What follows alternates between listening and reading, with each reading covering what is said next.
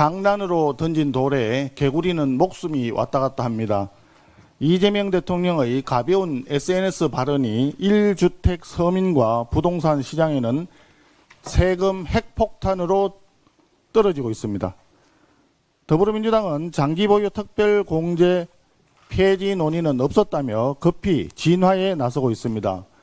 그러나 지금 부인하는 것은 지방선거를 염두에 둔 선거용 멘트에 불과할 것으로 보입니다.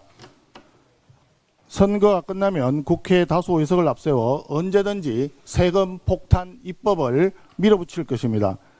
어쩌면 청와대와 당이 서로 짜고 치는 고스톱인지도 모르겠습니다. 더욱 심각한 문제는 이재명 대통령이 이처럼 중대한 부동산 세금 문제를 당정 협의도 없이 SNS로 불쑥 던졌다는 점입니다. 당정 불통의 민낯이 참으로 경악스럽습니다. 아울러 이 같은 장특공 폐지에 대해서 이재명 대통령 픽인 정원호 더불어민주당 서울시장 후보는 동의하는지 매우 궁금합니다. 장특공이 폐지되면 실거주 1주택자도 공제 없이 양도세를 전면적으로 부담해야 합니다.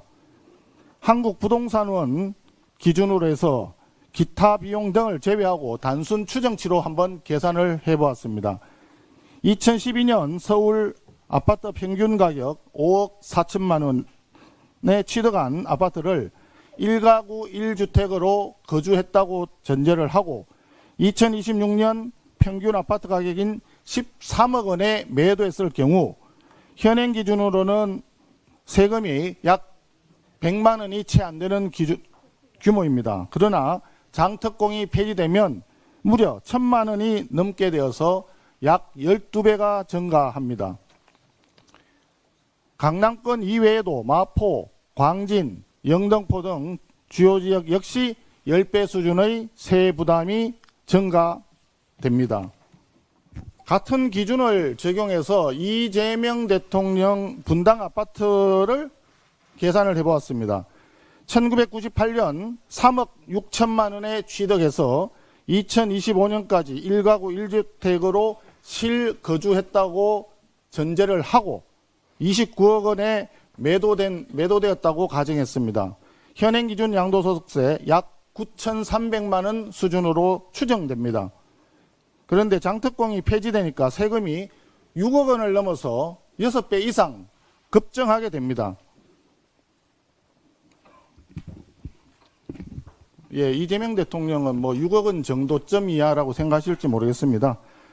1년에 재산 등록 기준으로 해서 18억 원이나 재산이 증가하는 이재명 대통령에서는 충분히 감당하고도 남을지 모르겠지만 같은 아파트에 사는 보통의 평범한 주민들은 이웃 잘못 만나서 세금 융단 폭격을 맞는 격입니다.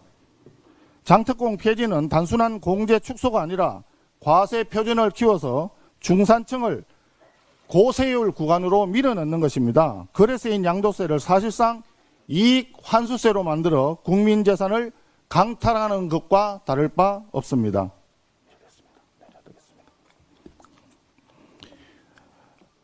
집을 매각하면 대부분의 양도 차익을 국가에 세금으로 뺏기고 그러다 보니까 동등한 규모와 수준의 집을 매입하기가 불가능해집니다. 결국 부동산 잠김을 초래해서 매물 감소로 이어지고 실수요자 공급을 줄여서 청년, 신혼부부의 부담을 더욱 키우게 될 것입니다. 아울러 장특공이 거주 여부와 무관하게 단순 보유만으로 양도세를 깎아주는 것이라는 이재명 대통령의 주장은 사실과 다릅니다. 장특공은 주택수와 실거주 여부에 따라 공제율이 달라지는 구조로 개편된 지 오래되었습니다. 따라서 특혜가 아니라 실거주와 장기 보유를 함께 반영하는 최소한의 과세 보정장치임을 이재명 대통령께서는 잘 인식하셔야 될 것입니다. 이재명 대통령은 깃털보다 가벼운 SNS 정치로 시장과 국민을 혼란에 빠뜨린 데 대해서 즉각 사과하고 장특공 폐지를 더 이상 추진하지 않겠다고 대국민 선언해 주시기를 강력 촉구합니다.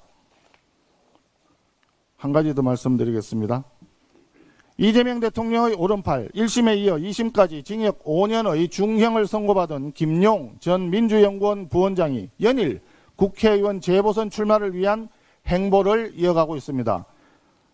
조만간 대법원 유죄 확정 판결이 나올 텐데 아무리 길게 잡아도 최대 1년 이내 의원직 상실이 예정되어 있는 사람을 더불어민주당이 공천한다면 그 자체로 더불어민주당은 도덕 파탄 정당 선언이 될 것입니다. 게다가 더불어민주당 양문석 전 의원이 대출 사기죄로 의원직을 상실한 경기 안산갑과 이병진 전 의원이 공직선거법 위반으로 의원직을 상실한 평택을이 주요 출마지로 거론되고 있습니다. 더불어민주당 소속 의원의 불법 행위 때문에 재보선을 치르는 지역구까지 2심의 유죄 판결을 받은 범죄 혐의자를 또 공천한다는 것이 가당키나 하겠습니까? 그럼 내년에 재보선을 또 치르자는 겁니까?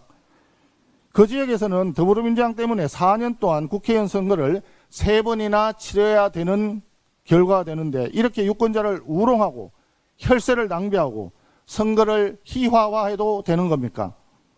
16년 전 1심에서 불법 정치자금 수수로 유죄 판결이 나온 이광재 전 의원을 강원도지사 후보로 공천했던 결과 어떻게 되었습니까? 고작 반년 만에 도지사직을 상실해서 아까운 혈세 낭비 보궐선거를 또다시 치러야만 했습니다. 더불어민주당은 다시는 그 같은 우를 범하면 안 됩니다. 더불어민주당이 손톱만큼이라도 양심이 남아있다면 안산갑, 평택을, 전북, 군산, 긴제, 부안갑까지 더불어민주당 의원들의 귀책 사유로 인해 보궐선거를 치르는 곳에는 후보를 공천하지 말 것을 강력히 촉구합니다.